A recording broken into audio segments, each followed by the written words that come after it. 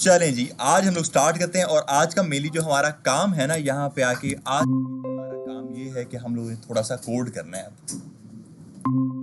React में। ठीक है, रिएक्ट में आके अब हम लोग क्या काम करते हैं, कोड लिखते हैं अपना और चेक करते हैं कि वो किस तरह से काम कर रहा होता है हमारा। और मैंने जो है कल आप लोगों को कुछ कमांड्स के बारे में बताया था कि कमांड्स किस तरह से काम कर रही होती हैं, ऐसे ही है आज उन कमांड्स को यूज़ करने वाले हम लोग यहाँ पे आके। तो आ जाओ इधर ज़रा, क्या है हमारे पास, कौन सा बैच है, ये 19 बैच है हमारे पास। यहाँ पे रिएक्ट कोर्स चल रहा है, माई ऐप मेरी एप्लीकेशन का नाम है। राइट क्लिक करके मैं ओपन विद कोड कर रहा हूँ यहाँ पे आके। क्या है, क्योंकि मैंने लगाया नहीं हुआ इसको, आप लगा रहे थे तो बता तो देते, मुझे लगा था कि लगाया होगा। आ रही है स्क्रीन, डन है।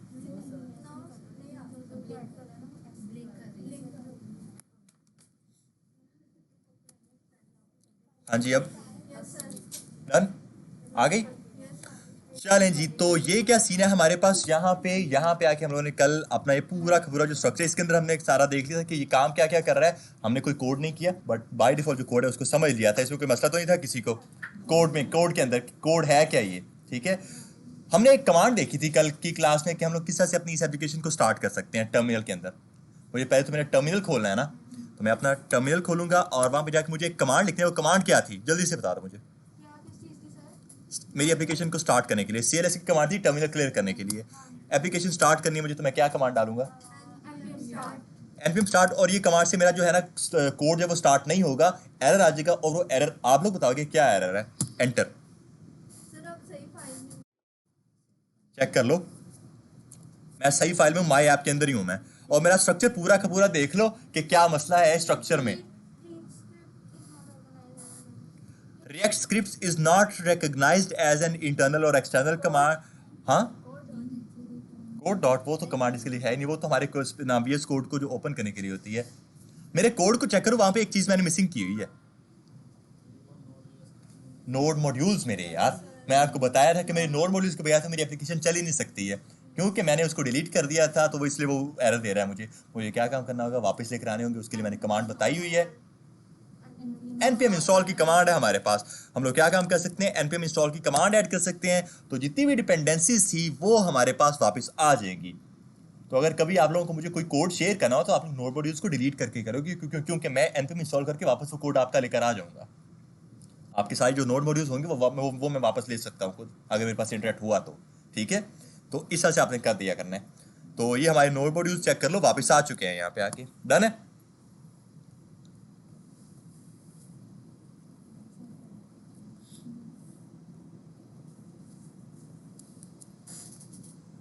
इसका थोड़ा सा वेट करते हैं और तब तक हम लोग ये चेक करते हैं कि app.js के अंदर क्या है और index.js के अंदर क्या है।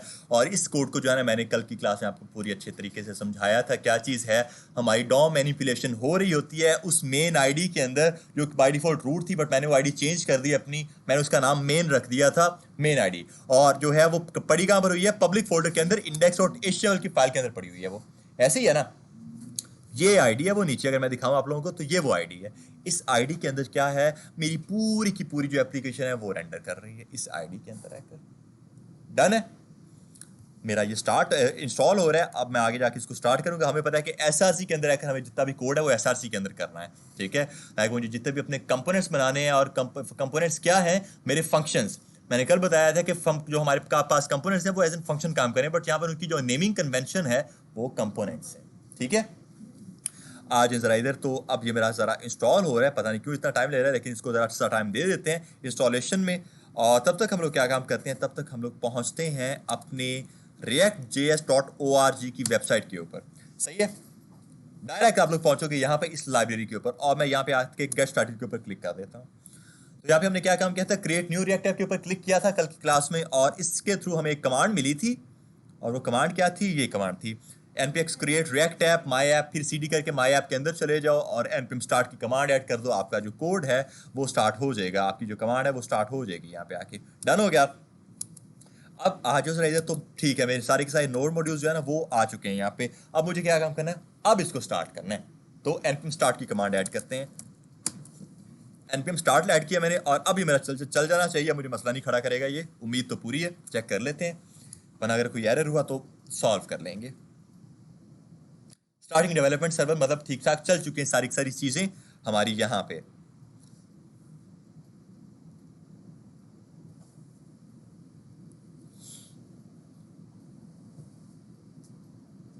और मेरा ख्याल है मैंने इसके अंदर काफ़ी फाइल्स कल डिलीट कर दी थी और सिर्फ इस टाइम पे एक फाइल पड़ी हुई है, app.js की फाइल पड़ी है और index.js की फाइल पड़ी है। index.js की जो फाइल है वो हमारी फाइल कौन सी है, रूट फाइल है वो। इसी के अंदर जो है ना सारा का सारा कंटेंट होगा जो कि रेंडर हो रहा होगा। बाकी ये मेरी ऐप कंपोनेंट था जो कि मैंने इसके अंदर आकर कॉल करवाया हुआ है। ठीक है, कल की क्लास में ये सारी बात की है। मेन हमने काम किया हुआ है, अपने जो कोड किया हुआ है वो अपने फंक्शन के इसका फंक्शन के अंदर किया हुआ है, ऐप कंपोनेंट के अंदर। डन है, स्टार्ट करते हैं। तो बाय डिफॉल्ट उसने क्या काम किया है, कुछ ये सारा का सारा लॉजिक लगाया हुआ है, ये सारा का सारा कोड लिखा हुआ है जो कि ऑब्वियस है मैं तो चेंज करूंगा, मुझे ये नहीं करना, मुझे अपनी एप्लीकेशन प्रॉपर बनानी है। ठीक है, तो आज जो ज़रा आप अपनी एप्लीकेशन बनाते हैं और मैं क्या काम करूंगा, मैं इस पूरे को जो है ना कर दूंगा ख़त्म, पूरे को ही ख़त्म कर दूंगा मैं। यहाँ पे आके सेव करेंगे इस चीज़ को। डन है। ऑब्वियस अब एरर मिलेगा हमें कि रिटर्न नहीं हो रहा कोई भी चीज़, वो हमें एरर दे देगा। ब्राउज़र में अगर आपको दिखाऊं तो वो एरर दे रहा है कि रिटर्न में आप कोई चीज़ रिटर्न नहीं करवा रहे हो यहाँ पे आके। और मैं खाली ये चीज़ टी कोड अपना डिलीट नहीं करूँगा, मैं पूरे कोड डिलीट कर दूंगा। ठीक है, मैं चाहूँगा कि आप लोग एक एक्सटेंशन को इंस्टॉल करो और वो एक्सटेंशन है हमारे पास ES7 React Redux Tools। ठीक है, अब ये क्या चीज़ है हमारे पास, जिस तरह से हमारे पास एक लाइव सर्वर की एक्सटेंशन थी जो कि क्या काम कर रही थी, हम एक बटन दे रही थी गो लाइव का, उस पर क्लिक करते थे वो लाइव चला जाता था। अब ये जो एक्सटेंशन है ना ये हमें शॉर्टकट्स देती है कि हम लोग जो है कुछ कोड लिखकर जो है ना अपना HTML का भी स्ट्रक्चर है ना सिंटैक्स एक्सेस कर सकते हैं और अपनी जावास्क्रिप्ट का भी सिंटैक्स एक्सेस कर सकते हैं। लेट्स सपोज मैं यहाँ पर आ जाता हूँ और ये डॉट जेएस हमारी जो फाइल की एक्सटेंशन है वो डॉट जेएस है। ठीक है, मुझे यहाँ पे आके console.log अगर मैं कहता हूँ मुझे इसकी सजेशन मिल रही है। यहाँ पे आके अगर मैं खाली LOG कर देता हूँ तो मुझे सजेशन मिलेंगी इसकी, बट मुझे H1 करता हूँ मुझे वो सजेशन नहीं मिल रही, हेडिंग के लिए मुझे सजेशन नहीं मिल रही है, मुझे पी के लिए सजेशन नहीं मिल रही। सजेशन क्यों नहीं मिल रही है कि फाइल की जो एक्सटेंशन है वो डॉट जेएस है, जबकि हम लोग जो यूज़ कर रहे हैं यहाँ पे आके वो रिएक्ट को यूज़ करें, मतलब हमें HTML और जेएस दोनों साथ साथ लिखनी है यहाँ पर। ठीक है, और इसको क्या बोलते हैं, JSX। हमने JSX के बारे में बात की थी। JavaScript XML means extensible markup language, इसी के अंदर हमारी जावास्क्रिप्ट होगी, इसी के अंदर हमारी जो HTML होगी। तो उसके लिए आप लोग क्या काम करोगे, उसके लिए आप लोग सिर्फ और सिर्फ अपनी एक एक्सटेंशन को इंस्टॉल करोगे और वो है हमारे पास इधर एक्सटेंशन के ऊपर आओ, क्लिक करो इस बटन के ऊपर और यहाँ पे आके आप लोग सर्च करोगे ये ES7 React Redux, ES7 React Redux। ये वाली एक्सटेंशन मेरे पास बेसिकली पहले से इंस्टॉल है, तो इसे मुझे इसको इंस्टॉल करने की जरूरत नहीं है। आपका यहाँ पे आके बटन बना होगा, इंस्टॉल के ऊपर क्लिक करना, आपकी इंस्टॉल हो जाएगी। क्लिक करोगे ये आपकी, मुझे अब अनइंस्टॉल करनी पड़ेगी जो कि मैं नहीं करूँगा। ठीक है, बट आपने बस इसको इंस्टॉल करना है, क्लिक करोगे वो इंस्टॉल हो जाएगी आपकी। डन है। जब आप लोगों की ये इंस्टॉल हो जाती है उसके बाद क्या सीन है, उसके बाद आप लोगों को सजेशन मिलती रहती हैं। सजेशन किस चीज़ की, ज़रा वो देखते हैं। हम लोगों ने एरो फंक्शन के बारे में एक बात की हुई है। अब यहाँ पे जो है ना हमारी HTML के लॉजिक चलने हैं और हमारी जावास्क्रिप्ट के भी लॉजिक एक साथ चलने वाले हैं। एरो फंक्शन क्या काम कर रहा था हमारा, फंक्शन को कॉल करवा सकते हैं और अगर हमने कोई पैरामीटर पास कर दिए तो फिर वो क्या काम करेगा, होल्ड करके रखेगा जब तक हमारा फंक्शन कॉल नहीं हो जाता। ऐसा नहीं कि फौरन रन कर देगा अगर हमने अपने फंक्शन को कॉल करवा दिया। एरो फंक्शन हमारा ये काम करता था। अब जो अगर मैं आपको कंट्रोल Z करके दिखाऊँ ना तो मेरा जो कोड है वो एक सिंपल फंक्शन है, एरो फंक्शन नहीं है। ऐसे ही है ना, और इसको फंक्शन नहीं कहूँगा, मैं कंपोनेंट कहूँगा। यार सिंपल कंपोनेंट है, एरो कंपोनेंट नहीं होगा मेरा ये। तो हमारे पास ऑप्शन है, हम लोग सिंपल फंक्शन के थ्रू बना सकते हैं या फिर एरो फंक्शन के थ्रू बना सकते हैं। आपको बनाना क्या है, आपको सिर्फ एक फंक्शन बनाना होता है जो हमारे पास एक कंपोनेंट का स्ट्रक्चर होता है, वो कुछ ये होता है। आप बनाते हो अपना सिर्फ और सिर्फ एक कंपोनेंट, एक फंक्शन, और उसका नाम आप देते हो। मैं इसका नाम लेट सपोज ऐप दे देता हूँ, या आप नाम इसका कुछ भी हो सकता है, बट मैं ऐप दे रहा हूँ यहाँ पे आके फिलहाल के लिए।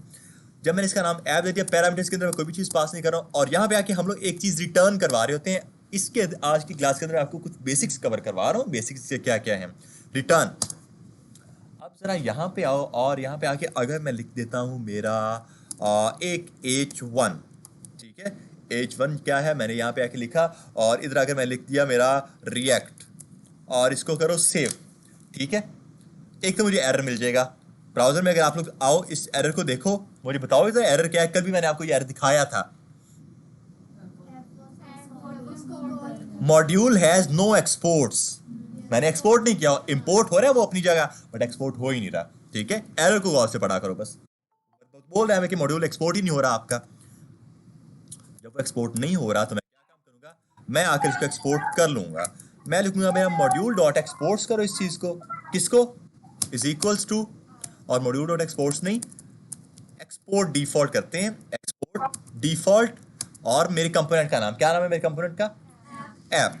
सेव करो। अब मेरा जो कंपोनेंट है वो एक्सपोर्ट हो रहा है, और ब्राउजर में अगर चेक करो तो रिएक्ट लिखा हुआ आ रहा है यहाँ पे, जो मैंने H1 लिखा हुआ है। ठीक है, तो क्या सीन है, हमें एक्सपोर्ट करना है तब इंपोर्ट हो सके, ये बात कल भी हमने की थी। ठीक है, अब एक चीज आप लोग ये चीज नोटिस करोगे, मैं अगर H1 के बाद कोई पैराग्राफ टैग का टैग ऐड करना चाह रहा हूँ, फिलहाल मैं स्ट्रक्चर के ऊपर रह रहा हूँ, लॉजिक के ऊपर मैं बाद में जाऊंगा। फिलहाल स्ट्रक्चर के रेक्ट में किस तरह से हमें अपना स्ट्रक्चर बनाना है। H1 के बाद अगर मैं अपना एक P का टैग ऐड कर दूं ना यहाँ पे आके, तो आप लोग देखो कि एरर आने वाले हैं मेरे पास, एरर आ गए। लॉरम करके इसके अंदर कोई भी कोड मैं कंटेंट अगर ऐड करना चाहता हूँ मैं कर सकता हूँ, लेकिन फिलहाल तो मेरे पास एरर आ गया ना। और अब आप लोग जो है ना, मैं चाहता हूँ कि आप लोग वापस मेरे एरर को ही पढ़ो कि एरर क्या होगा। पढ़ें आप लोग, पढ़ोगे सिर्फ और सिर्फ इस एरर को। अगर इस एरर को पढ़ोगे ना तो आपको समझ सारी आ जाएगी। क्या है, adjacent JSX elements must be wrapped in an enclosing tag. Did you want to use a JSX fragment? वो ये कह रहा है कि यार आपके जितने भी एलिमेंट्स हैं ना, आपको मैंने जब एशियल करवा रहा था मैं, उस टाइम पे मैंने आपको बताया था कि हमारी स्ट्रक्चरिंग बहुत इंपॉर्टेंट है। हमेशा आपका पूरा का पूरा जो वेब पेज है उसका पेरेंट एक होना चाहिए, उसका एक पेरेंट होगा, उसके अंदर मल्टीपल चाइल्ड हो सकते हैं, बट पेरेंट एक होना चाहिए उसका। अब वहां पर हमें कोई एरर नहीं मिला था। अगर हम लोग एक पेरेंट नहीं भी देते, मल्टीपल पेरेंट ऐड कर देते तो हमें कोई एरर नहीं मिला था। हमने एक div डॉट कंटेनर बना दिया, उसके बाद एक और div ऐड कर दिया उसके साथ ही, उसके अंदर नहीं ऐड किया, एक साथ ही ऐड कर दिया, तो वो एक प्रॉपर एक पेरेंट नहीं बना, मल्टीपल पेरेंट बन गया हमारे पास। HTML में उसने हमें कोई एरर नहीं दिया था, यहाँ पे वो हमें एरर दे रहा है। अगर आप लोग इस एरर को गौर से पढ़ो, adjacent elements must be wrapped in an enclosing tag.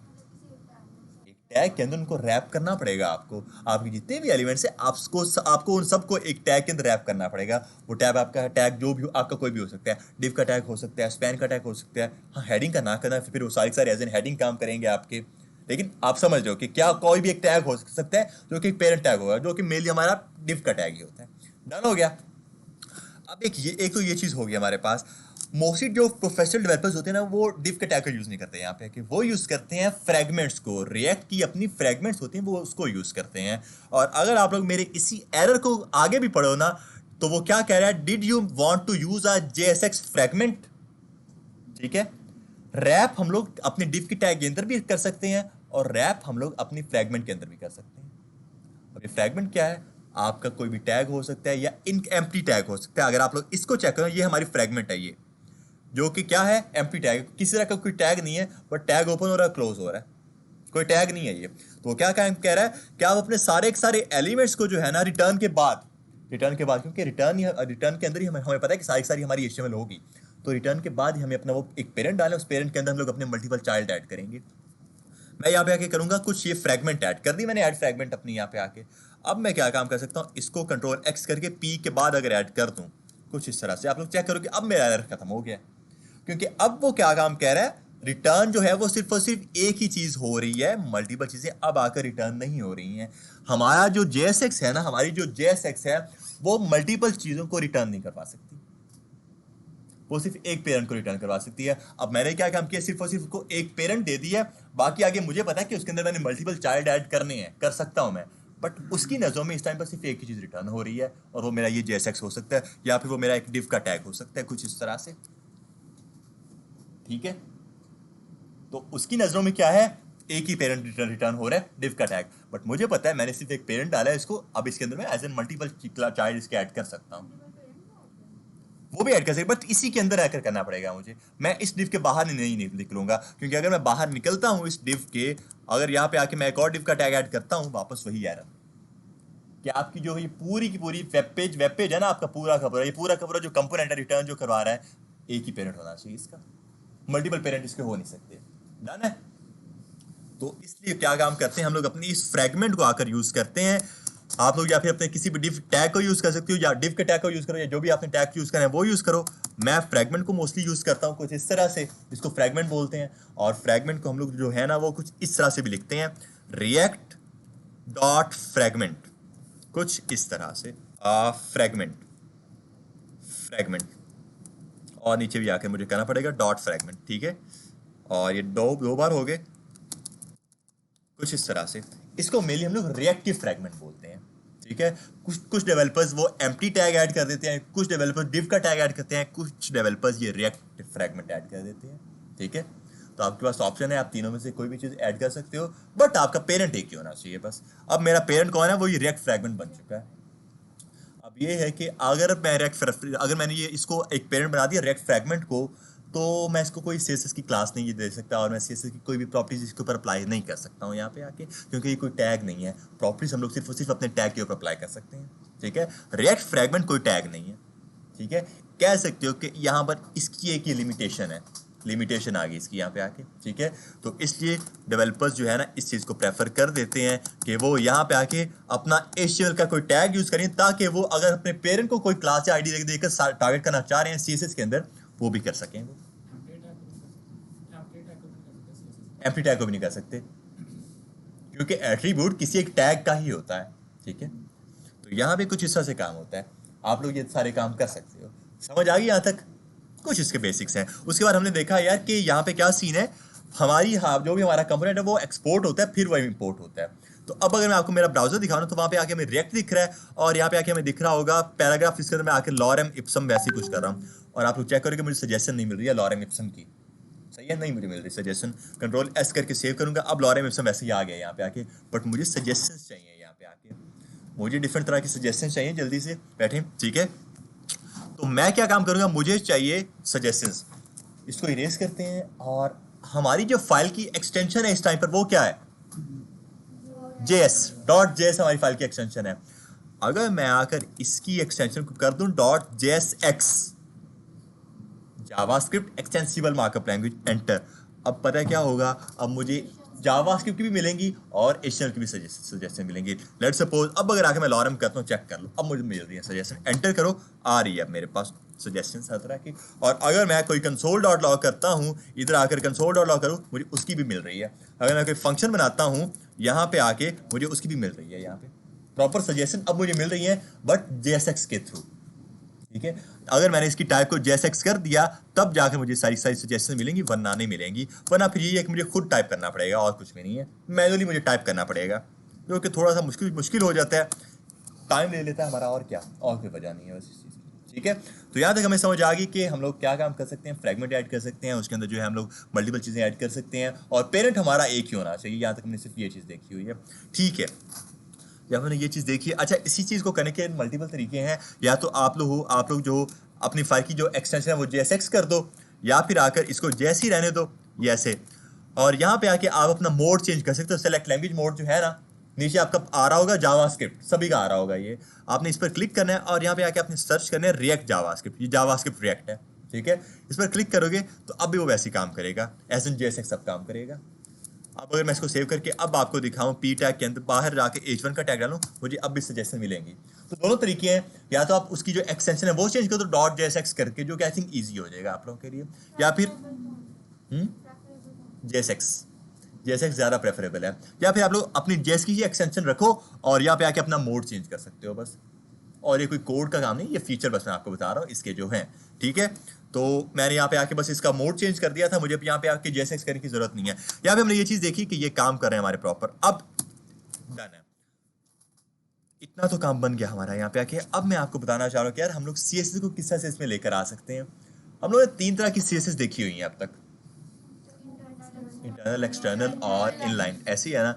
अब यहाँ पर क्या सीन है, यहाँ पर हमारे पास जो है ना CSS थोड़ी सी डिफरेंट हो जाती है, मतलब CSS की प्रॉपर्टी डिफरेंट नहीं होती हैं, बट उनका जो उनको लिंक करने का तरीका है ना वो डिफरेंट हो जाता है। हम लोग इनलाइन CSS किस तरह से देते थे, टैग के स्टाइल टैग को एज एन एट्रीब्यूट ऐड करते थे, और style is equal to double quotes के अंदर हमारी प्रॉपर्टीज आती थी, कुछ ये चीज़ें होती थी, ऐसी है ना।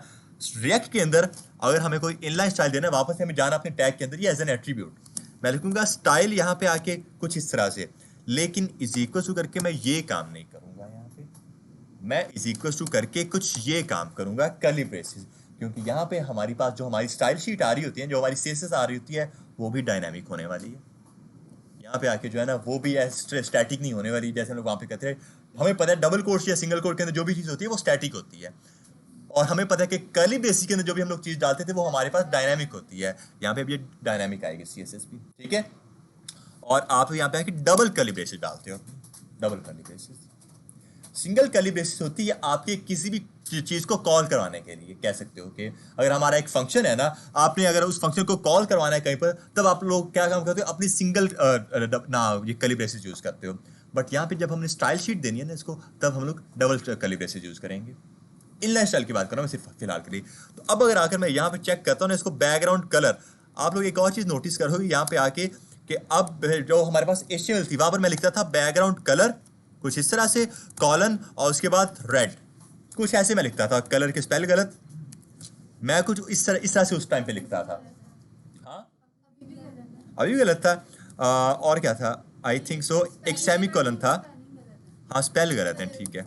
ओके कंट्रोल जी करो, स्पेल गलत है मेरे। कुछ हम लोग यही काम करते थे, ठीक है।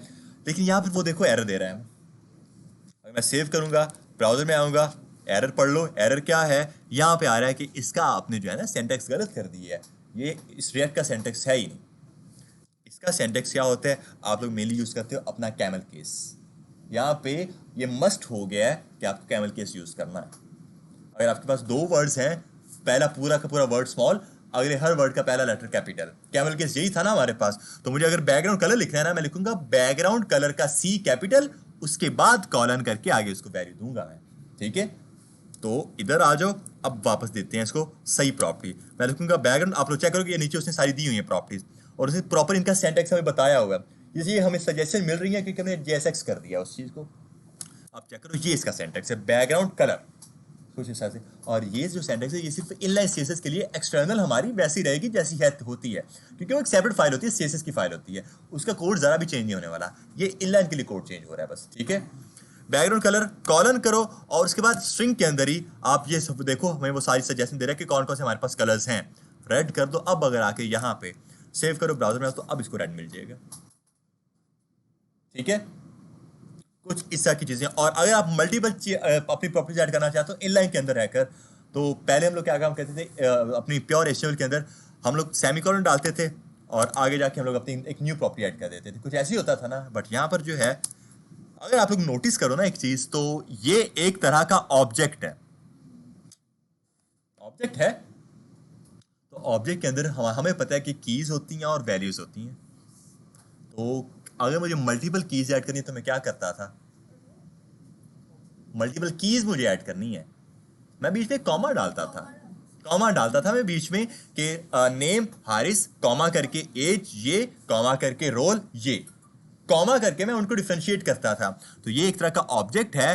पहली प्रॉपर्टी मैंने दे दी है बैकग्राउंड कलर की, कॉमा करके सेकंड प्रॉपर्टी दूंगा मैं, जो कि मैं कर सकता हूं, मेरा कलर आ गया वापस से कलर कॉलन, और इधर आकर मैं वाइट कर देता हूं इस चीज का, सेव। तो अब ये कुछ हिस्सा से अप्लाई हो जाएगा, ठीक है। तो ये यहाँ पे एज एन ऑब्जेक्ट काम करते हैं, मीन्स डायनामिकली वैल्यू आ रही है हमारे पास सारी की सारी। समझ आ गई किस तरह से काम होता है। But most of the time जैसे मैंने बताया था कि इनलाइन CSS आप यूज करते ही नहीं हो ज्यादा, ना HTML के अंदर ना रिएक्ट के अंदर, आप एक्सटर्नल ही यूज करोगे मोस्टली, ठीक है। बट फिर भी हमें पता होना चाहिए कि ये करता क्या और इसका सिंटैक्स क्या है हमारे पास। यहाँ पे आके डन हो गया। Double style is equal to double curly braces, और उसके अंदर कैमल केस के अंदर हमारी properties as an object, object की कीज, की वैल्यू, कॉमा बीच में उनको सेपरेट करने के लिए। क्लियर? चलें जी, तो ये चीज़ तो होगी हमारे पास यहाँ पे कि हमने इस चीज़ को कर दिया है। और अब ज़रा हम लोग बात करते हैं अपनी एक्सटर्नल CSS के बारे में, क्योंकि इसके अंदर जो है ना इंटरनल CSS का जो काम है वो थोड़ा सा डिफरेंट हो जाता है, बहुत ज़्यादा डिफरेंट हो जाता है। तो मैं उस पर बहुत बाद में आऊँगा, आपसे कोई 3-4 हफ्तों बाद आऊँगा मैं उस पर, ठीक है। तो अभी मैं एक्सटर्नल CSS के ऊपर आ रहा हूँ। एक्सटर्नल CSS मेरी, तो हमें पता है कि हम लोग एक अपनी CSS की फाइल ऐड करते हैं, तो क्या मैं इसका नाम स्टाइल और CSS ही रख देता हूँ, कुछ इस तरह से, सही है ना। और एक इम्पॉर्टेंट चीज़ ये है, अक्सर स्टूडेंट्स ये गलती करते हैं, आपने सारा का सारा काम SRC फोल्डर के अंदर करना है, इसके बाहर आप नहीं निकल सकते हो। अगर इसके बाहर जाओगे तो काम नहीं करेगा आपका। लेट्स सपोज मैं मेरी स्टाइल और CSS को कंट्रोल X करके यहाँ पे आके पेस्ट कर देता हूँ, ठीक है। ये पेस्ट कर दिया मैंने यहाँ पे आके, और अब अगर आकर मैं क्या काम करता हूँ, इसको लिंक करने की कोशिश कर देता हूँ यहाँ पे मेरी HTML मेरी रिएक्ट के अंदर आकर। इसके अंदर आप जो हो आप किस तरह से इसको इंपोर्ट करते हो, इसके अंदर आप लिंक नहीं करते हो, इंपोर्ट करते हो। हर एक चीज़ आपको यहाँ पे इंपोर्ट करनी पड़ती है, लिंक नहीं करते आप लोग, ठीक है। आप करते हो इंपोर्ट करवाओ, जैसे हम लोग अपने कंपोनेंट को इंपोर्ट करते हैं, कैसे करते थे, import this variable from this path, यही करते थे ना। यहाँ पे भी कुछ उसी तरह का सीन है कि इंपोर्ट करवाओ, कॉमा करके डायरेक्ट मतलब पूरी पूरी फाइल को इंपोर्ट कर सकते हैं, क्योंकि मैं मेरी पूरी की पूरी सीएसएस में से कोई स्पेसिफिक सीएसएस नहीं लेना चाह रहा, पूरी सीएसएस ही लेना चाह रहा हूँ, तो मैं पूरा उसका पाथ ही ऐड कर दूंगा। इंपोर्ट करवाओ मेरी dot slash style dot C S S, और ये पाथ गलत हो गया क्योंकि style dot C S S मेरी तो एसआरसी के अंदर पड़ी नहीं हुई है। सर अगर हम उसको भी एक्सपोर्ट करवा दें स्टाइल तो फिर भी एक्सपोर्ट करवाने मतलब उसमें जाएंगे एक्सपोर्ट करवाना जो हमने कल देखो इस तरह से एक्सपोर्ट करते नहीं हम लोग फिर क्या काम करते हैं, अगर हमें इंपोर्ट करना है ना, हम लोग इसके अंदर कुछ इस तरह का काम करते थे।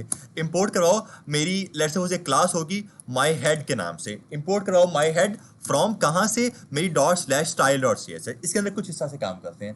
इससे होता यह है कि सिर्फ और सिर्फ ये वाली क्लास जो है ना वो इंपोर्ट हो जाएगी मेरी उस सी एस एस की फाइल से। उसके बाद आकर मैं क्या काम कर सकता हूँ, इधर आकर मैं क्लास ऐड करूंगा और कर्ली ब्रेसिस के अंदर मैं लिख दूंगा माई हेड, मेरी क्लास पर वो वाली प्रॉपर्टी अप्लाई हो जाएगी जो मैंने वहां पर यूज की होगी मेरी सीएसएस के अंदर, कर्ली ब्रेसेस के अंदर। सिंगल कोट डबल कोट का यहाँ पे अब कोई काम नहीं है, डन है। बट इस चीज पर इसलिए मैं अभी नहीं आ रहा हूँ, थोड़ी सी मुश्किल हो जाएगी ये चीज, इसलिए डायरेक्ट पूरी की पूरी सीएसएस की फाइल को ही जो है ना इंपोर्ट कर रहे हैं हम लोग, क्योंकि मुझे पूरी सीएसएस की फाइल कोई स्पेसिफिक सीएसएस नहीं चाहिए, बट हो सकता है हमें आगे जाके चाहिए हो, तब हम लोग उस पर भी बात करेंगे। तो यहाँ तक हमें ये चीज समझ आ गई, इसको खत्म कर रहा हूँ मैं। तो स्टाइल और सीएसएस, अब मुझे ऑब्वियस एक एरर दे रहा है, पाथ चेक कर लो, पाथ का वो एरर आ रहा है कि can is dot slash style और सीएसएस, वो कह रहा है कि स्टाइल और सीएसएस आपकी इस फोल्डर के अंदर पड़ी नहीं हुई है क्योंकि मैंने उसको एसआरसी के बाहर डाल दिया हुआ है। तो जरा पाथ बताएंगे मुझे, एसआरसी के बाहर पाथ है तो मुझे क्या पाथ देना पड़ेगा यहाँ पे, एक लेवल ऊपर आना पड़ेगा, डॉट डॉट स्लैश एक लेवल ऊपर आया मैं, और यहाँ पे आके एसआरसी के बाहर ही हूँ मैं, आ गया हूँ एसआरसी के बाहर, पब्लिक के साथ ही जो है ना मैं चेक कर लेता हूँ, हाँ ये पढ़िए style dot C S S, मैं लिखूंगा style dot C S S, चाहिए पाथ मेरी बिल्कुल ठीक ठाक है, सेव करो और अब आओ ब्राउजर में। तो अब आप लोग ये एरर चेक करोगे, क्या एरर है, you attempted to import dot dot slash style dot C S which falls outside of the project SRC directory. ये एरर मैं आपको दिखाना चाह रहा था कि अगर आपने अपने एसआरसी फोल्डर के बाहर कोई चीज ऐड कर दी, आपको प्रॉपर वाज़ेह तौर पे बताता है कि नहीं कर सकते आप, आपको अपनी पूरी की पूरी एप्लीकेशन है वो एसआरसी के अंदर रखनी है, ठीक है। कुछ रूल्स हैं, सिर्फ इन रूल्स को समझ लो, आगे सारा काम इजी हो जाएगा आप लोग के लिए, ठीक है। सारा का सारा काम एसआरसी फोल्डर के अंदर होने वाला है हमारा, ठीक है। तो अब मैं क्या काम करता हूँ, हाँ ये मैं कर सकता हूँ, एसआरसी फोल्डर के अंदर मैं एक सेपरेट फोल्डर बना दूं, फिर उसका पाथ ऐड करूँ, तो वो फोल्डर एसआरसी के अंदर ही होगा ना सारा काम, वो लिंक हो जाएगा, बट एसआरसी के बाहर कोई चीज़ लिंक नहीं हो सकती मेरी, ठीक है। तो इधर आ जाते हैं, हम लोग एक सेपरेट फोल्डर बना रहा हूँ सीएसएस के नाम से, सेपरेट फोल्डर मेरा सीएसएस के नाम से आ गया, और ये जो मेरी स्टाइल और सीएसएस इसको कंट्रोल एक्स करके इस फोल्डर के अंदर पेस्ट कर देते हैं। अब सही है, तो अब हम लोग क्या काम कर सकते हैं, अब मैं यहाँ पे आके उस फाइल का पाथ दे सकता हूँ जो कि क्या है, डॉट स्लैश करके सीएसएस के फोल्डर के अंदर जाओ, वहाँ पर जो है स्टाइल और सीएसएस हमारी पड़ी होगी। अब कोई एरर नहीं मिलेगा, बट मैंने कोई सीएसएस दी नहीं हुई है तो वो फिर कोई काम भी नहीं करेगी ना हमारी, मैंने कोई एक्सटर्नल सीएसएस दी नहीं है, तो ये इनलाइन सीएसएस मेरी काम कर रही है। इंपोर्ट की करनी है सीएसएस, वो समझ आ गई हमें, और इनलाइन सीएसएस की भी समझ आ गई। अब यहाँ पे आओ और हम लोग क्या काम करते हैं, अब अपनी सीएसएस देते हैं, और बाय डिफॉल्ट मैं वही वापस से सारे काम करूंगा, लाइक कुछ ना यूनिवर्सल सेलेक्टर डाल के margin padding 0, box sizing border box हम लोग करते थे, सारे के सारे काम याद अगर आप लोगों को हो तो, तुम्हें याद हो कि ना याद हो, है याद सबको, तो वही हम लोग करेंगे। यहाँ पे आके अपना हमारा एक यूनिवर्सल सेलेक्टर, हमारी मार्जिन 0, हमारी पैडिंग 0, और उसके बाद हमारा बॉक्स साइजिंग बॉर्डर बॉक्स, ठीक है। तो ये देख लो अप्लाई हो चुकी है, सही है, सारी स्पेसिंग मेरी खत्म हो चुकी है यहाँ पे आके। तो सीएसएस के अंदर मेरी प्रॉपर्टी सेम रहने वाली है, इसमें कोई चेंजिंग नहीं आने वाली, क्योंकि ये डॉट सीएसएस की फाइल है, वहां पर मेरी चेंजिंग आएगी मेरी डॉट जेएस की फाइल के अंदर, क्योंकि वहां पर अब ये रेक्ट चल रही है, प्योर एचटीएमएल सीएसएस चल नहीं रही है, इसलिए, ठीक है।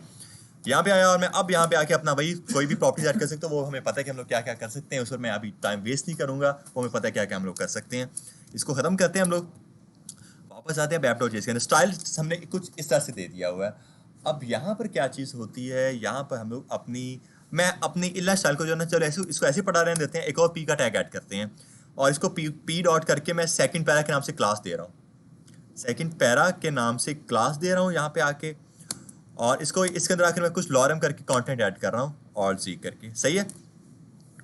और बस इतना सही मैं काम करूँ, और एक बी आर का टैग इसके अंदर ऐड करूँगा मैं, और उसके बाद मैं लिखूँगा सेकंड पैरा है ये, सेकंड पैरा, सही है। सेव करो, ब्राउजर में आओ तो ये हमारे पास कुछ ऐसे सेकंड पैरा भी आ रहा है, सही है ना, ओके है।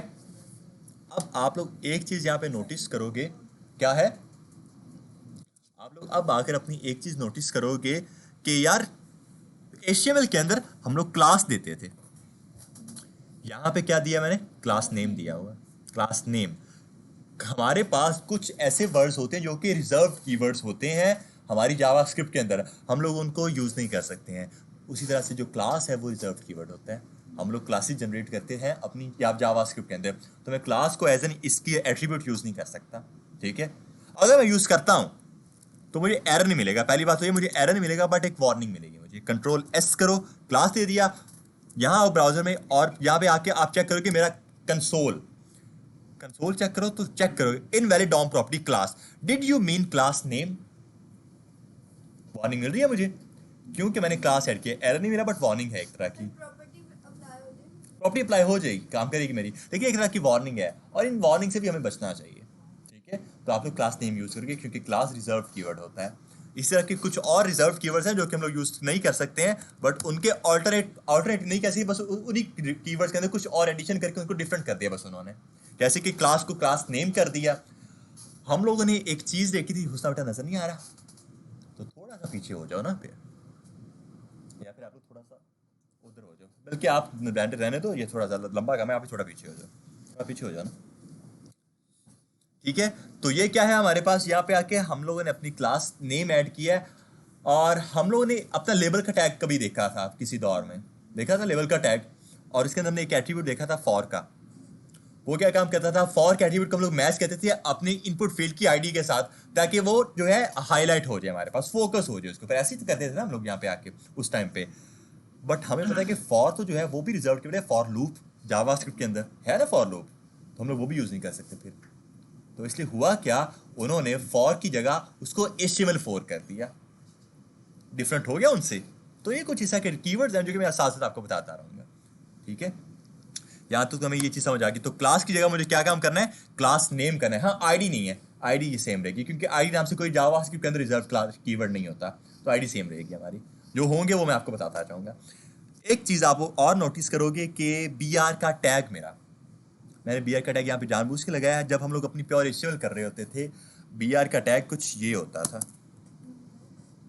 BR का टैग, बट यहाँ पे ये है, स्लैश भी लगेगा। BR का टैग हमें पता है कि सेल्फ क्लोजिंग टैग होता है, ऐसी है ना। अच्छा, ये चीज़ें याद रखो कि ये जो भी मैं चीज़ें बता रहा हूँ ये रटने की ज़रूरत नहीं है, ये सारे काम हम लोग यूज़ करने वाले हैं, तो जितनी बार यूज़ करेंगे आप लोगों को वैसे ही याद हो जानी है। बट मैं एक अच्छे स्टार्ट के लिए आप लोगों की सारी चीज़ें बता रहा हूँ, ठीक है। रटने की ज़रूरत नहीं है कि मैंने क्या क्या चीज़ें बताई थी क्लास में आके, ठीक है। ये हमने आगे बहुत यूज़ करने वाले हैं। हाँ, पूछते तो मैं पूछता हूँ तभी तो फिर आपको आएगा ना, मसला ये है, फिर ना पूछा करूँ मैं, ठीक है। तो ये इन चीज़ों को अगर आप लोग यूज़ करते जाओगे तो आप लोगों को ये खुद ही चीज़ें याद होती रहेंगी, डन है। तो BR का टैग पहले ये होता था, बट अब यहाँ पे आके ये होता है। इस तरह से हमारा इमेज का जो टैग था, इमेज का टैग वो भी सेल्फ क्लोजिंग टैग है, अब यहाँ वो जो पहले होता था वो कुछ ये होता था, HTML के अंदर भी ये होता था, बट यहाँ पे स्लैश हो जाएगा।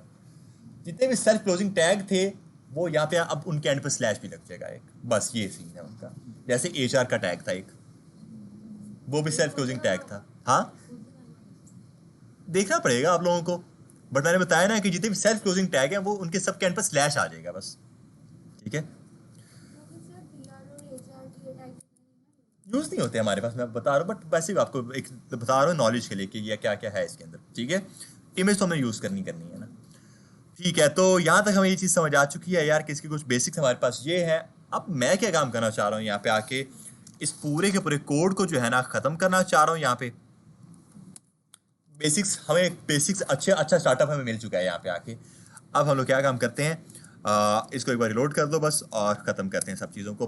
मेरा वेब पेज पूरा का पूरा ब्लैंक पड़ा हुआ है, यहाँ पे आके स्टार्ट करते हैं अपना। एक मेरा मेन पेरेंट हो जाएगा यहाँ पे आके, और मेरी ये आदत है, मैं इसको फ्रैगमेंट रखता हूँ अपना, ठीक है। बट आपकी वजह से आप इसको डिव या जो भी रखना चाहते हो वो रख सकते हो। और इधर आकर अब मैं क्या काम करता हूँ, लेट्स सपोज अगर मुझे कोई रिएक्ट के अंदर रहकर टेम्पलेट बनानी है तो वो मैं अब बनाना चाह रहा हूँ ताकि आप लोग को थोड़ा सा आइडिया हो जाए कि रिएक्ट और HTML के अंदर जो थोड़ा बहुत डिफरेंस है वो है क्या। ठीक है, आ जाओ जरा इधर। तो मैं क्या काम करता हूँ, मेरी एक नेविगेशन बार बनाता हूँ मैं। सबसे पहले तो मैं क्या काम करूंगा, मेरा एक लगाऊंगा नेव हैश नेव बार, वही सारा का सारा लॉजिक जो कि हमारे पास HTML के अंदर था। यहाँ पे क्या होगा, एक आईडी लग जाएगी या नेव बार की नेव टैग के ऊपर, कुछ इस तरह से, सही है। और उसके बाद li, बेटा क्या हुआ मुझे भी बताओ, मैं मेरी तबीयत इतनी ज़्यादा ख़राब है लेकिन फिर भी मैं हंसना चाह रहा हूँ, मुस्कुराना चाह रहा हूँ, थोड़ा सा मुझे बताओ। नहीं है साना, एल का टैग है हमारे पास यहाँ पे आके, और ये एल का टैग क्या काम कर रहा है हमारे पास यहाँ पे, लिस्ट होता है ये हमारे पास। मैं क्या काम करता हूँ, एल को मल्टीप्लाई पे कर दूंगा मैं 4 के साथ यहाँ पे आके, और उसके बाद जो है मैं करूंगा इसको एंकर टैग इसके अंदर ऐड कर दूंगा कुछ इस तरह से। एंकर टैग ऐड कर दो यहाँ पे आके, डन है। और यहाँ पे आके वापस से वही होम अबाउट सर्विसेज वगैरह देते हैं इस चीज़ को, अबाउट सर्विसेज और कॉन्टैक्ट अस, डन हो गया। सेव करो, ब्राउजर में आओ अब अगर, तो ये मेरे पास सारी चीज़ें वैसे आ चुकी हैं, सही है ना। बट मुझे इसके साथ एक लोगो भी लगाना है, एक लोगो लगाऊंगा मैं, क्योंकि मैं अब आपको इमेज का भी बताना चाह रहा हूँ कि इमेज किस तरह से लगती है। तो एक लगाते हैं हम लोग div डॉट लोगो के नाम से क्लास, उसके अंदर मैं img का टैग ऐड कर दूंगा, सही है। स्ट्रक्चर प्रॉपर बनाएंगे हम लोग, और जितने भी मेरे लिंक्स हैं ना इनको मैं डॉट div डॉट लिंक्स के अंदर ऐड कर दूंगा, कुछ इस तरह से कर सकता हूँ मैं। यहाँ पे आके डन हो गया। तो मैंने अब मेरे पेरेंट के जो कह लो कि 2 इस टाइम पे चाइल्ड है मेरे पेरेंट के, कौन कौन से, लोगो और मेरे लिंक्स, ये 2 चाइल्ड है यहाँ पे आके मेरे। ठीक है, लोगो के अंदर मैंने img जब लगाया, और इधर आके मैं लोगो और के अंदर फिलहाल कोई चीज़ ऐड कर देता हूँ लोगो, ताकि मुझे इमेज दिखे, तो वो तो दिखते हैं ना, मुझे मैसेज मिल जाए तो वो हाँ बिल्कुल मुझे मिल रहा है यहाँ पे आके। ठीक है, बाय डिफॉल्ट जो मैंने उसको मार्जिन पैडिंग 0 की है इसलिए वो बिल्कुल साथ जुड़ा हुआ है। ठीक है, ठीक है, यहाँ तक हमें ये चीज़ समझ आ चुकी है। वापस इसको कुछ प्रॉपर्टीज ऐड करते हैं, हमने CSS की फाइल को पहले लिंक किया हुआ है इसी के साथ, मैं इसको करता हूँ सेट जरा आके, स्टाइल और CSS के ऊपर चलते हैं। और क्या है मेरा ये, I think so dot dot है कोई नैव बार, आईडी है हैश नैव बार, मैं करूँगा हैश मेरी नैव बार। आप क्या काम करो, आप इसकी डिस्प्ले को फ्लेक्स कर दोगे, तो ये काम बन रहा है मेरा ऐसे ही, CSS वैसे ही रहने वाली है हमारी। और उसके बाद जो है हैश नैव बार के अंदर मेरे पास जितने भी डॉट लिंक्स की जो क्लास है, डॉट लिंक्स की क्लास है वो, उसको भी आप क्या काम करो, उसकी भी डिस्प्ले को फ्लेक्स कर दो। तो ये भी मेरे पास काम बन रहा है सारा का सारा। मुझे जितने भी मेरे लिंक्स हैं राइट साइड पर लेकर जाने हैं। प्रॉपर्टी में देखिए CSS के अंदर कौन सी थी, डिस्प्ले फ्लेक्स मैंने कर दिया ना, तो मैं जस्टिफाई कंटेंट दे सकता हूँ इस चीज़ को, और मैं इसको स्पेस बिटवीन कर सकता हूँ। अगर मैं ये कर देता हूँ तो ये मेरे पास कुछ इस तरह से आ जाना चाहिए। स्पेस बिटवीन जब मैंने किया है मेरे पास आया नहीं है ये, ओके ये मैंने लिंक्स के अंदर कर दिया ना, मुझे इसको ऊपर नैव बार के अंदर करना है, नैव बार के अंदर करना है, तो ये कुछ इस तरह से काम बन जाएगा मेरा। मैं स्पेस बिटवीन नहीं करूँगा, मैं स्पेस अराउंड कर दूंगा, ताकि ये मुझे कुछ इस तरह से दिखे मैं कुछ ये काम करना चाह रहा हूँ इसके साथ। डन है। बाकी हम लोग इनके अंदर जो चीज़ें हैं वो सारी ख़त्म करते हैं, और फिर उसके बाद इमेज लगाते हैं, क्योंकि हमें पता है होना चाहिए इमेज कैसे लगती है। तो मैं बोलूँगा मेरे पास डॉट लिंक्स के अंदर जितने भी li के टैग हैं सभी के लिस्ट स्टाइल को नन करो, यही थी ना हमारे पास प्रॉपर्टी लिस्ट स्टाइल की, उनको नन करो। और उसके बाद li के अंदर जितने भी एंकर टैग हैं सबकी टेक्स्ट डेकोरेशन को नन कर दो। तो बिल्कुल ही मेरे पास काम बन रहा है यहाँ पे आके। अब इनके अंदर मैं बीच में थोड़ी बहुत स्पेसिंग देना चाहूँगा। मैं बोलूँगा जितने भी मेरे पास li है ना, आप एक मार्जिन दो सभी को, टॉप बॉटम से नहीं दूंगा मैं, 0 करूँगा, बट लेफ्ट राइट से 1 रैम तक अगर हम लोग देते हैं, रैम हमने देखा यूनिट्स होते हैं हमारे पास यहाँ पे। ठीक है, सेव करो, ब्राउजर में आओ, तो हाँ कुछ हिस्सा से का स्पेस आ रहा है इनके अंदर, मैं यही काम करना चाह रहा था। बाकी इनके कलर वगैरह चेंज करना चाहते तो वो आप लोग कर लेना, या मैं कर देता हूँ कलर ब्लैक, इसका कलर ब्लैक हो चुका है। ठीक है, थोड़ी बहुत इसको पैडिंग देना चाहूँगा मैं, बस नज़र नहीं आ रहा, स्क्रीन नहीं आ रही मेरी, एक सेकेंड रुको। अच्छा मैंने एंकर टैग को करना था, हुआ नहीं है, एंकर टैग को करना था, अब हो गया वो, पहले मैंने li को कर दिया था, क्योंकि वो कलर जो है वो एंकर टैग को देना होता है हमें। ठीक है, और मैं ये काम करूँगा, थोड़ी बहुत इस पूरे को मैं पैडिंग दे दूंगा, पैडिंग दूंगा थोड़ी बहुत। तो मैं किसको पैडिंग दूंगा यहाँ पे आके भला, मेरी नैव बार को एग्जैक्टली, और नैव बार को इसको पैडिंग देते हैं थोड़ी बहुत हम लोग, कितनी 0.5 रैम तक की अगर मैं दे देता हूँ कुछ इस तरह से। और इसके बाद इसको मैं बैकग्राउंड कलर एक दे देता हूँ, बैकग्राउंड कलर इसको दो ब्लैक का कुछ ये, और इनका कलर मैं वाइट करूँगा। फिर मेरे जो लिंक्स हैं इनका कलर मैं वाइट कर देता हूँ। एंकर टैग इनका कलर आप कर दो वाइट या फिर हैश FFF। हाँ, तो ये काम बन रहा है हमारे पास यहाँ पे आके, यहाँ से कोई मसला। ये तो हमारा वही HTML CSS वाला काम था, बट अब हमारा मेन काम आता है इमेज के लिए। मैं थोड़ी बहुत इसकी पैडिंग बढ़ा दूंगा यार यहाँ पे आके, मैं इसको Alt Shift F भी करूँगा। इसमें आपने बैकग्राउंड कलर में से कैमल केस यूज नहीं किया हुआ। मैंने वही बात की जो कैमल केस है ना, वो सिर्फ और सिर्फ हमारे पास JS की फाइल के अंदर यूज होगा। जो हमारी सेपरेट CSS की फाइल होगी वहाँ पर हमारी प्योर जो वेब है जैसे CSS चलती थी वैसे यूज होनी है, ठीक है, बाय डिफॉल्ट जो थी। क्या है किसमें? अच्छा, यहाँ पे आके ये इसको मेनली हम लोग इसके अंदर अभी चेंजिंग कर रहे हैं, और ये आप देखोगे M आ रहा है यहाँ पे। M का मतलब मॉडिफाई होता है, ठीक है, कि ये फाइल हमने मॉडिफाई की हुई है, तो ये हमें अभी हम लोग ये कर रहे हैं U वाली को, इसलिए ठीक है। अच्छा जी, और मैं इसको बैकग्राउंड कलर यही कर दूंगा कुछ इस तरह से। अब इमेज लगाते हैं अपनी। IMG का टैग मैंने ऐड किया हुआ है, ठीक है, यहाँ पे आके मैंने IMG का अपना टैग ऐड किया हुआ है, और मैं क्या काम करता हूँ, गूगल से जाके कोई इमेज उठाता हूँ, और हम लोग नेचर इमेज उठाते हैं हमेशा, हमें पता है, ठीक है, नेचर इमेज उठाते हैं हम लोग, ठीक है। और यहाँ पे आके हम लोग क्या काम करते हैं, इमेजेस के ऊपर चलते हैं, और इन इमेजेस के ऊपर जाकर मैं क्या काम करता हूँ, कोई लोगो उठाते हैं, कोई अच्छा सा लोगो उठाते हैं, लोगोज उठाते हैं, कोई एक लोगो उठाते हैं ना। लेट्स सपोज मैं गूगल का लोगो उठा रहा हूँ, ठीक है, और PNG भी ऐड कर देता हूँ मैं, PNG सही है, ठीक है। तो ये वाला यूज़ कर लें, PNG वाला, ये वाला यूज़ कर लेते हैं। इसको सेव इमेजेस करते हैं, और इसको ये PNG इमेज ही है, इसको हम लोग लगाते हैं, मेरा जो पाथ है प्रॉपर कहाँ पे है, 19 बैच है, रिएक्ट कोर्स है, और मुझे पता है कि सब कुछ मुझे रखना है SRC के अंदर, माई ऐप SRC के अंदर।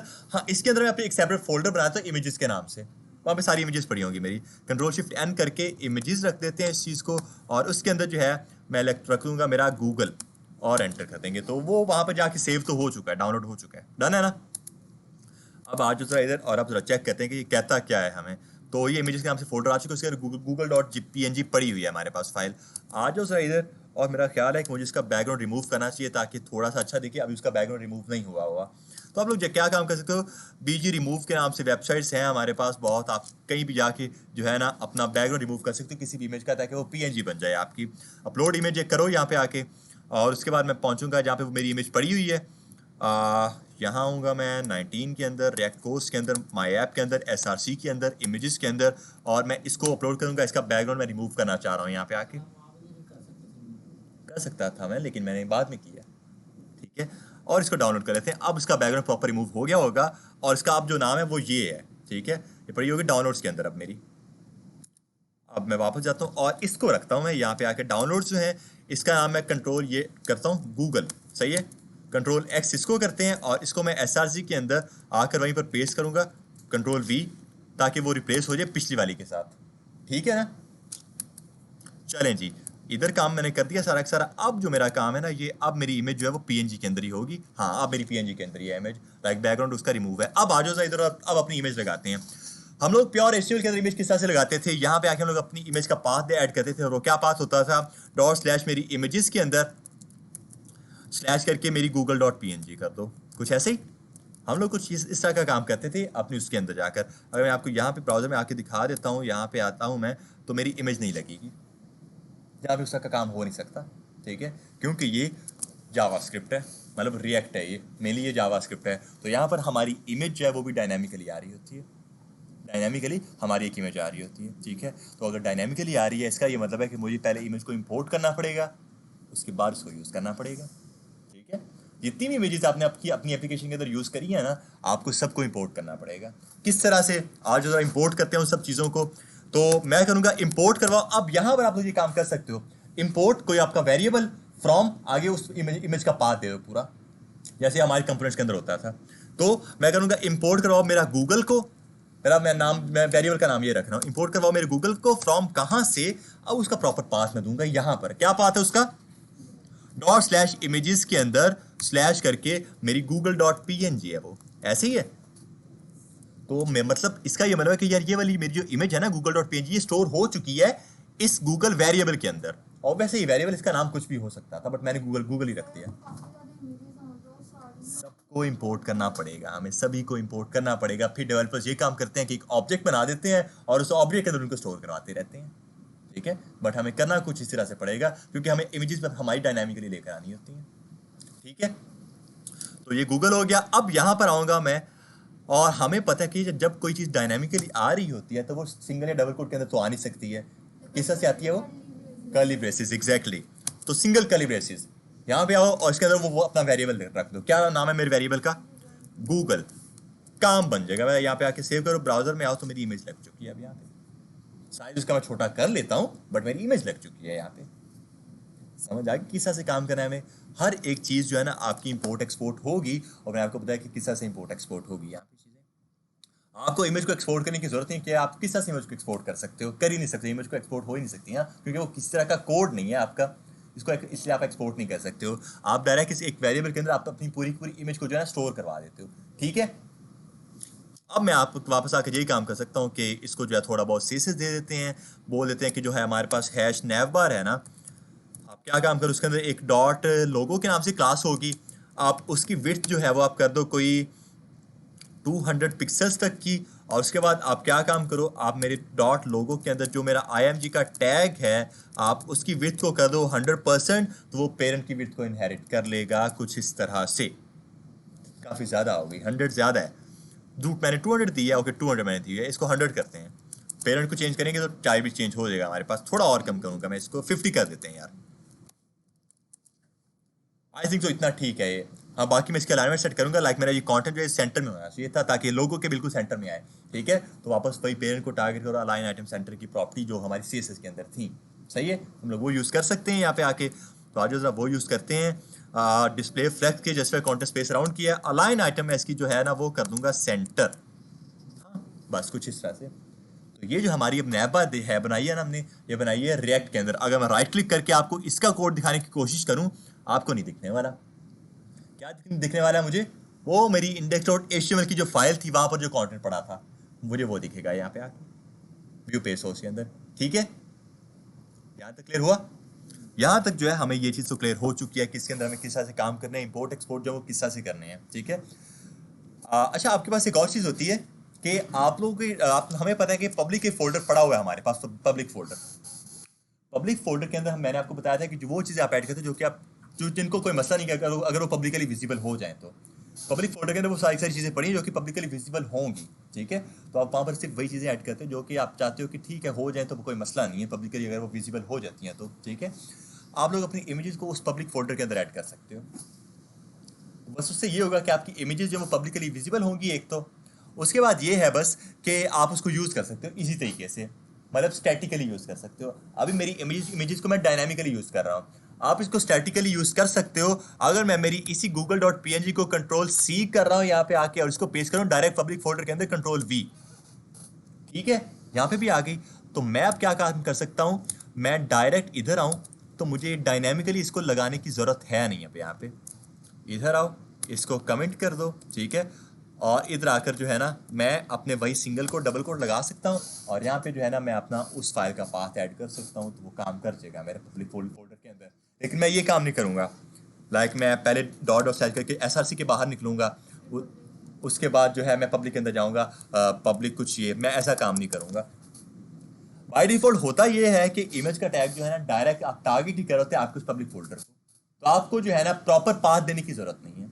लाइक डॉट और स्लैश करके जो है ना आपको वो करने की जरूरत नहीं है। अगर वो पब्लिक फोल्डर के अंदर आपकी इमेज पड़ी है डायरेक्ट आप डायरेक्ट उस फाइल का नाम लिख सकते हो google.png और वो अभी वैसे काम करेगी। लेकिन ये इमेज पब्लिकली विजिबल है और ये स्टैटिक इमेज है, ठीक है। सेव करो, ब्राउजर में आओ, अब ये काम वैसे कर रही है, ठीक है। बट क्या हुआ, इस तरीके से हमारी इमेज पब्लिकली विजिबल है लेकिन ये स्टैटिक भी है हमारी इमेज। डायनामिक करना है तो हम लोग इसको कर्ली ब्रेसेस के अंदर डालेंगे और ऊपर ही इंपोर्ट करके उस वेरिएबल को कॉल करवा रहे होंगे हम लोग। यहाँ तक डन है? हाँ, ये हो सकता है कि अगर आपका जो है इसके पब्लिक फोल्डर के अंदर जो है एक और फोल्डर ऐड हो, पहले पब्लिक फोल्डर के अंदर एक इमेजेस का फोल्डर हो जैसे SRC के अंदर है इमेजेस, तो फिर वहाँ पे आके मुझे क्या काम करना पड़ेगा, मुझे प्रॉपर उसका पाथ इमेजेस का भी ऐड करना पड़ेगा। लाइक आप वो बाय डिफॉल्ट पब्लिक फोल्डर को तो एक्सेस कर ही रहा है पब्लिक को, आप क्या काम करोगे, आप लिखोगे कि मेरा इमेजेस का फोल्डर है, इमेजेस का फोल्डर है उसके अंदर /google.png है। इसमें भी वही वाली प्रॉपर्टीज अप्लाई हो रही हैं CSS। हाँ वो तो क्योंकि मैंने तो सीएसएस के अंदर दी हुई है। लिंक लिंक आपने मतलब नहीं किया होगा ना, वो पब्लिक में पड़ा होगा ना हाँ गूगल, तो फिर उसको लिंक नहीं किया हुआ फिर भी प्रॉपर्टी सप्लाई होगा। बट मैं वही बात कर रहा हूँ कि जो मेरा आईएमजी का टैग है ना, वो पब्लिक के अंदर जितनी भी फाइल है वो सबको एक्सेस कर सकता है डायरेक्ट, आपको लिंक करने की जरूरत नहीं है, ठीक है, उसका पाथ भी देने की जरूरत नहीं है। हाँ उस पब्लिक फोल्डर के अंदर अगर आपने कोई और इनर फोल्डर ऐड किया फिर आपको उसका पाथ देना पड़ेगा। जैसे अब ये है पब्लिक के अंदर एक और इमेजेस नाम से फोल्डर है, तो मुझे उसका पाथ देना पड़ा इमेजेस, क्योंकि अगर मैं नहीं देता हूँ अब आके डायरेक्ट मैं कोशिश करता हूँ मेरा ये ऐड करने की google.png को मैं कंट्रोल एक्स करके इसी इमेजेस के अंदर ऐड करता हूँ, ठीक है। और अब अगर मैं इसको सेव करके आपको दिखाऊँ google.png मैंने डायरेक्ट किया, अब मेरी इमेज जो है एक सेकेंड, इसको जो है हमने किया google.png और उसके बाद जो है इसको मैं एक बार आकर रिलोड अगर कर लेता हूँ, हाँ अब मेरी इमेज नहीं लगेगी, ठीक है। तो अगर आपके पब्लिक फोल्डर के अंदर कोई और इनर फोल्डर है तो आपको फिर उसका प्रॉपर पाथ देना पड़ता है, वरना फिर आप डायरेक्ट उसका नाम अगर वो ऐसे ही पड़ा हुआ है। यहाँ तक बताओ कोई मसला क्लियर, क्लियर ना, ठीक है। अब अगला हमारे पास यहाँ पे आके क्या काम है, अगला हमारे पास यहाँ पे आके ये काम है कि मैं अपनी इमेजेस को डायनामिक ही रखूंगा, स्टैटिक नहीं रखूंगा सारी सारी इमेजेस, तो मीन्स मैं उनको इंपोर्ट करवा रहा हूँ ऊपर, ठीक है। तो मैं इसको जो है ना अपनी कर्ली ब्रेसेस के अंदर रखूंगा। और हाँ कुछ स्टूडेंट्स ने ये काम किया, कभी मेरे स्टूडेंट्स ने ये काम किया था, ये कर दिया, आपकी इमेज ऐसे ऐड नहीं होगी, क्या है डायनामिकली, क्या मैंने क्या किया डायनामिकली एक्सेस करने की कोशिश की है कि कर्ली ब्रेसेस ऐड करनी है, बट उसके अंदर डबल सिंगल कोट या डबल कोट भी ऐड किया हुआ है, तो वो समझ नहीं पाएगा कि यह स्टैटिक है या डायनामिक है, ये है क्या, ठीक है। तो अगर वो डायनामिक है तो सिर्फ कर्ली ब्रेसेस लगाओ, अगर वो स्टैटिक है तो सिर्फ सिंगल और डबल कोट लगाओ, ठीक है। तो ये इसको हटाऊंगा मैं यहाँ पे आके, और इसको भी हटाऊंगा और यहाँ पे मैं अपने वेरिएबल का नाम लिखूंगा, ऐसे ही है ना। और सेव किया तो एरर आ गया, गूगल इज नॉट डिफाइंड, ऊपर कमेंट किया हुआ है मैंने उस चीज़ को, एग्जैक्टली तो अब भी मेरा वो सारा प्रॉपर वर्किंग में होगा। कोई बताओ इसमें कोई मसला, क्लियर हो गया सबको यहाँ तक आके। ये हमारा काम होता है बेसिक्स इसके जो है, हमारे पास रिएक्ट के अंदर कुछ चीज़ें हैं, लेकिन रिएक्ट का सिर्फ काम ये नहीं है, रिएक्ट का काम जो है वो सिर्फ टेम्पलेट बनाना है नहीं, वो तो हम लोग प्योर एचटीएमएल सीएसएस से बना सकते थे। इसका काम लॉजिक बिल्डिंग है हमारी। अभी तक हमने सिर्फ इसके अंदर की एचटीएमएल देखी है, अब जेएस को बनाते हैं इसके अंदर की। जेएस के लॉजिक सारे वही हैं जो हमने बेसिक्स देखे हैं उसके, अब उन लॉजिक्स ने यूज़ होना है एडवांस लेवल के ऊपर आके। ऊपर आओ, हम लोग अगर अपने कोड को देखें तो क्या है हमारे पास, एक फंक्शन है जो कि रिटर्न करवा रहा है हमारी एचटीएमएल को, एक फंक्शन जो कि रिटर्न करवा रहा है हमारी एचटीएमएल के सारा सारा कोड, ऐसी है ना। मैं यहां पे आके इसी के अंदर इसी एचटीएमएल के अंदर कहीं पर भी अपनी जावास्क्रिप्ट लिख सकता हूं, कहीं पर भी। लेट्स सपोज मैं इस एलआई के अंदर आकर इसके बाहर मैं अपनी जावास्क्रिप्ट लिखना चाह रहा हूं, मैं एवेल्यूएशन करना चाह रहा हूं, यहाँ पे आके एवेल्यूएशन करना चाह रहा हूं, मैं लिखता हूं अगर 4 मल्टीप्लाई बाय 5, ठीक है। अगर मैंने 4 मल्टीप्लाई बाय 5 ऐसे लिख दिया ना, वो इसको एज एन एचटीएमएल कंसीडर करेगा, मतलब ये मेरी एचटीएमएल है। और इसको अगर मैं सेव करूं वो मुझे दिखा देगा कुछ, मैं इसको भी जो है ना अपने इसी के अंदर रख देता हूं ताकि वो ना सीएसएस की प्रॉपर्टी वही अप्लाई हो जाए। एलआई उसके अंदर एंकर टैग, और उसके अंदर मैं करूंगा 4 मल्टीप्लाई बाय 5, ताकि मैं बस वही प्रॉपर्टीज अप्लाई करना चाह रहा हूँ भाई उसकी, ठीक है। अब चेक करो उसे क्या काम किया, उसको भी उसने एज एन एचटीएमएल कंसीडर कर दिया, क्योंकि मैंने उसको डायरेक्ट वहीं पर डाल दिया, अपने एलआई के बाद या कहीं पर भी मैंने डाल दिया। आप रिटर्न फंक्शन के अंदर, रिटर्न के अंदर आपकी सारी एचटीएमएल पड़ी हुई है, उसके अंदर आप जो भी कंटेंट ऐसे ही डाल दोगे ना, वो आप उसको एज एन एचटीएमएल कंसीडर करेगा, ठीक है। बट अगर आप चाहते हो कि आप वो एज एन जेएस कंसीडर हो, मतलब एवेल्यूएशन हो उसकी पूरी, तो आप क्या काम करते हो, तो आप आकर उसको अपनी कर्ली ब्रेसेस के अंदर डाल देते हो, डायनामिक अब वो हो जाएगा। अब अगर आकर जो है मैं कंसोल डॉट लॉग यहाँ पे आकर आपको दिखा दूँ ना, console dot log hello save, ठीक है, ब्राउजर में आया मैं, अगर इंस्पेक्ट करो इस चीज़ को, यहाँ आओ तो मुझे अब मेरा हेलो दिख जाएगा यहाँ पे, ठीक है। लेकिन अगर यही चीज़ मैंने मेरी इसके बाहर रख दी, इस ब्रैकेट्स के बाहर रख दी, अब वो इसको एज एन क्या कंसीडर कर रहा है, मेरी एचटीएमएल, मैं इसके बाहर आके इसके बाहर ऐड कर रहा हूँ इस चीज़ को, ठीक है। अब वो इसको एज एन मेरी एचटीएमएल कंसीडर करेगा कंसोल डॉट लॉग हेलो, ठीक है। लेकिन अगर यही काम मैंने एक टैग के अंदर ऐड कर दिया तो फिर वो उसको कंसीडर करेगा एज एन मेरी एचटीएमएल, ये पड़ी हुई है मेरी एचटीएमएल, ठीक है। प्रॉपर्टीज अप्लाई नहीं हुई क्योंकि इसके अंदर वो टैग मैंने नहीं, प्रॉपर्टीज को टैग की नहीं दी है, ठीक है। इसको मैं अपनी इनलाइन स्टाइल दे देता हूँ, फिर लेट्स सपोज मैं इसको दे देता हूँ एक पीटी के टैग के अंदर रख देते हैं, पी का टैग, और इस पी के टैग के अंदर कंट्रोल एक्स करो, और मैं इसको इनलाइन स्टाइल दे रहा हूँ यहाँ पे आके, स्टाइल कर्ली ब्रेसेस और डबल कर्ली ब्रेसेस होंगी। इसको आकर अब कलर दे देते हैं हम लोग यहाँ पे आके, कौन सा, इसको मैं कलर दे देता हूँ वाइट के नाम से। सेव करते हैं, ब्राउजर में आते हैं, हाँ तो अब चेक करें, ठीक है। तो अगर मैंने इसको किसी भी टैग के अंदर छोड़ भी दो, किसी इस पूरे रिटर्न के अंदर डाल दिया, कहीं पर भी ऐसे ही डाल दिया, वो HTML कंसीडर होगी।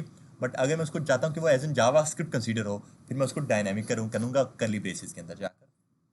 समझ आ गई? यहाँ पर जो है ना हम लोग प्रॉपर अपना वो सारा काम कर सकते हैं, फंक्शंस बना सकते हैं, वेरिएबल्स बना सकते हैं, वेरिएबल्स को कॉल करवा सकते हैं। लेट्स सपोज इसी को थोड़ा सा डायनामिक बना देते हैं हम लोग, कि हमारे जो एंकर टैग है बाय डिफॉल्ट मैंने ऐसी स्टैटिक रख दी हुए हैं, स्टैटिक रख दी है मैंने सारे के सारे अपनी वेरिएबल्स। मैं इनको डायनामिक किस तरह से कर सकता हूँ, इधर आ जाओ और इधर आकर रिटर्न से पहले अब ये हमारे पास ऑप्शन है लोकल और ग्लोबल वेरिएबल के बारे में मैंने बात की हुई है बहुत टाइम पहले, लोकल ग्लोबल वेरिएबल्स। ये बात हमने, लोकल वेरिएबल्स कौन से वेरिएबल्स होते हैं, एग्जैक्टली और ग्लोबल वेरिएबल जब आप टॉप के ऊपर रखते हो तो वो ग्लोबल काम करते हैं आपके। यहाँ पर वेर लेट कौन सा आप हर तरीके से वेरिएबल्स बना सकते हो अपने। मैं लोकल वेरिएबल बना रहा हूँ, फंक्शन के अंदर रहकर बना रहा हूँ, लेकिन रिटर्न से पहले, क्योंकि रिटर्न के अंदर डाल दिया वो HTML हो जाएगी, HTML कंसीडर हो जाएगी, ठीक है। अगर मैं उसको जेस करना चाहता हूँ फिर मुझे कर्ली ब्रेसेस लगानी पड़ेंगी, बट मैं रिटर्न से पहले कर रहा हूँ, तो मैं यहाँ पे आके डायरेक्ट अपना कोई भी वेरिएबल बना सकता हूँ। वेर करके करो, यहाँ पे आके आप क्या काम करो, वेर मेरा link, where link first, link 1, ठीक है। मेरे वेरिएबल का नाम है लिंक 1 इज इक्वल, मैं इसको कर देता हूँ मेरा होम। मैं बेसिकली अब यहाँ पे आके ये काम करना चाहूँ, जो मैंने स्टैटिकली यहाँ पे आके चीज़ लिखी हुई है ना, स्टैटिकली मैं अब वेरिएबल को कॉल करवाने जा रहा हूँ। यहाँ पे आके मैं लिखूंगा कर्ली ब्रेसेस के अंदर पहले तो, और वेरिएबल का नाम क्या होगा, लिंक 1। और अब आप लोग चेक करोगे काम मेरा अभी वही करेगा जो कुछ वैसे कर रहा था, बट ये चीज़ डायनामिक होगी। जावास्क्रिप्ट के थ्रू मेरा वेरिएबल आ रहा है मेरी HTML के पास, और ये मेरी HTML नहीं है, ये क्या है, मेरी JSX है, ठीक है। यहाँ पे आके आप लोग क्या काम कर सकते हैं, इस पूरे को एज एन एक ऑब्जेक्ट बना सकते हो। ऑब्जेक्ट के अंदर मेरे पास 4 से 5 एंकर टैग हैं, और मैं उनको डायनामिकली यहाँ पे आके कॉल करवा रहा हूँ। हमने बात की थी कि ऑब्जेक्ट्स के अंदर की जो कीज हैं आप उनको किस तरह से टारगेट करते हो। आप देखते हो माई OBJ डॉट करके उसके अंदर की वो की स्पेसिफिक की ऐसी है ना, मैं कुछ वही काम करने जा रहा हूँ। यहाँ पे आके इधर आओ, मैं अपना एक बनाता हूँ लेट करके my OBJ, let my OBJ is equal to curly braces के अंदर ऑब्जेक्ट का कहिए यही है कुछ हमारे पास सिंटैक्स। इधर आओ, फर्स्ट लिंक कॉलन, और मैं इसको देता हूँ मेरा इस बार होम पेज वगैरह नहीं करूँगा, मैं इस बार आकर करता हूँ मेरा गूगल, और ये स्ट्रिंग होगी। हमें पता है कि अगर हमें कोई अब कैरेक्टर लिखने हैं तो वो डबल या सिंगल कोट के अंदर लिखते हैं, जावास्क्रिप्ट का लॉजिक बेसिक्स हमारे। मैं इसको लिखता हूँ गूगल, क्योंकि मैं होम अबाउट सर्विस वगैरह वो नहीं लिखना चाह रहा हूँ, इस बार कुछ और लिखते हैं। Second link colon Facebook, comma करके third link colon, third link वालेकुम बैठो अस्सीद, थर्ड लिंक जो है वो कॉलन में करता हूँ इसको ट्विटर। आई थिंक मेरे पास 4 लिंक्स है ना, और फोर्थ लिंक मैं इसको आकर कर देता हूं, मेरा फोर्थ लिंक कॉलन करते इसको करते हैं पिंटरेस्ट, पिंटरेस्ट। सेव किया मैंने इस चीज को, डन है। तो मेरे पास एक तरह का ऑब्जेक्ट तो बन के आ चुका है, सही है ना। वो कह रहा है कि link 1 is not defined, obviously मुझे एरर आएगा कि लिंक 1 इज नॉट डिफाइंड, जो कि मैंने वैसे मैंने उस वेरिएबल को खत्म कर दिया है। मैं क्या काम कर सकता हूँ, इस लिंक 1 की जगह वापस उसी कर्ली ब्रेसेस के अंदर लिख सकता हूँ मेरे पहले ऑब्जेक्ट का नाम, और ऑब्जेक्ट के अंदर स्पेसिफिक जो की मुझे जहाँ पे लगानी है मैं लिखूंगा माई OBJ। देख रहे हो मुझे वो सजेस्ट कर रहा है, डॉट करो चेक करो, मुझे सारी सजेस्ट कर रहा है कि क्या क्या है डायनामिकली आ रही है मेरे पास। डॉट फर्स्ट करो, फर्स्ट लिंक सेव करो, ब्राउजर में आओ तो चेक करो कि आप लोग गूगल आ रहा है मेरे पास, बाकी सारे वैसे डायरेक्ट स्टैटिक पड़े थे वो आ रहे हैं मेरे पास। उसके बाद इसको भी चेंज करूंगा मैं, इसका इधर आकर वापस कर्ली ब्रेसेस मेरी माई OBJ डॉट करके सेकंड लिंक, उसके बाद थर्ड लिंक और फोर्थ लिंक वो सारे ऐड करते हैं कर्ली ब्रेसेस के अंदर, माई OBJ डॉट थर्ड लिंक, और उसके बाद फोर्थ लिंक जो है हमारे पास माई OBJ डॉट मेरा फोर्थ लिंक। सेव करो, ब्राउजर में आओ, और अब आप लोग अगर आकर चेक करते हो ना तो चेक करो अब डायनेमिकली मेरी एक ऑब्जेक्ट से मेरी HTML आ रही है मेरे पास, ठीक है। टैग्स जो स्ट्रक्चर है मेरा वो सारा सारा HTML के अंदर बना हुआ है, बट उनके अंदर जो कंटेंट है वो HTML के अंदर मैंने नहीं लगाया हुआ, वो मैं लेके आ रहा हूँ मेरी जावास्क्रिप्ट के थ्रू। कुछ समझ आई? कुछ ये सारे काम होते हैं इसका जो हम लोग कर सकते हैं। अगर आप लोग ऐसे अपने रिटर्न के अंदर कोई चीज़ डाल देते हो वो उसको HTML कंसीडर करता है, HTML। बट अगर आप उसको कर्ली ब्रेसेस के अंदर डालते हो फिर वो होती है जावास्क्रिप्ट हमारी, ओके। इन दोनों चीज़ों को मैं साथ लेकर चलना है, आप दोनों को साथ यूज़ करेंगे। जितने भी हमने लॉजिक्स अब तक कवर किए हैं बेसिक जो थे हमारे, वो सारे यहाँ पे आके अब यूज़ होने हैं। ठीक है, अब इससे ये होगा कि अगर मेरी यही वेरिएबल, अगर मुझे यही अपनी जो है कॉल करवानी हो नीचे, इसका फ़ायदा क्या है कि अगर मुझे यही नैप बार जो है कहीं और बनानी हो, या मुझे यही लिंक्स जो है वो मुझे अपने फुटर के अंदर ऐड करने हो, तो मैं एक पूरा का पूरा नए नहीं ऐड करूँगा, मैं अपनी वेरिएबल्स को कॉल करवा सकता हूँ वहाँ पे जाके। वेरिएबल को कॉल करवाऊंगा मैं, वही चीज़ें अप्लाई हो जाएंगी यहाँ पे आके भी। ओके हो गया, ये कुछ हिस्सा से काम कर रहे हैं हमारे। लाइक मैं यहाँ पे आऊँगा और मैं सिर्फ और सिर्फ इनकी वैल्यूज़ को चेंज करता हूँ, होम, अबाउट, और उसके बाद आई हमारी सर्विसेज, अबाउट के बाद आ जाएंगे हमारी सर्विसेज और उसके बाद आ जाएंगे हमारे पास हमारा कॉन्टैक्ट अस। सही है, सेव करो तो ये सारी नीचे रिफ्लेक्ट हो जाएंगी कुछ इस तरह से। समझ आ गई किस तरह से काम हो रहा है हमारे पास यहाँ पे। अब सारी चीज़ें डायनामिक है, ऑब्वियस आप अपनी इमेज को भी डायनामिक लेकर आ सकते हो। लाइक इमेज को भी ऐड कर दो अपने इस ऑब्जेक्ट के अंदर, यहाँ पर एक और की ऐड करो, वहाँ पे जाके एक अपना उसका पाथ दे दो अपनी पूरी की पूरी इमेज का, और फिर उस की को यूज़ करो अपने IMG टैग के अंदर वापस कर्ली ब्रेसेस के अंदर। तो या तो ये तरीका है इमेज इंपोर्ट करने का, या फिर आप लोग कुछ इस तरह से भी काम कर सकते हो, अपने एक ऑब्जेक्ट के अंदर ऐड कर दो उस चीज़ को। समझ आ गई यहाँ तक? ये कोई मसला है यहाँ तक? हमें क्लियर हो गया? गुड है। अब मुझे बताओ इसमें कोई क्वेश्चन है तो आप पूछ सकते हो इसके अंदर है। सबको क्लियर है यहाँ तक? बाकी इंशाल्लाह हम लोग नेक्स्ट क्लास में देखेंगे कि क्या क्या होता है। इसको मैं कर रहा हूँ यहाँ पे